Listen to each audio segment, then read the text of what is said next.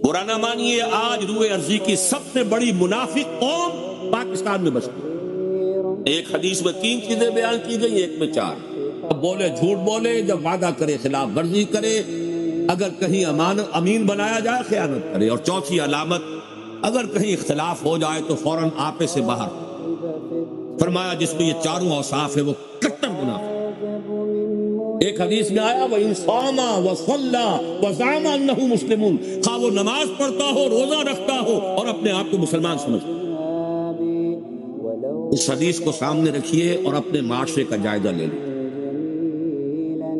یہاں جو جتنا بڑا ہے اتنا ہی بڑا جھوٹا ہے، جو جتنا بڑا ہے اتنا ہی بڑا وعدہ خلاف ہے، جو جتنا بڑا ہے اتنا ہی بڑا خائن ہے، الا ماشاء اللہ۔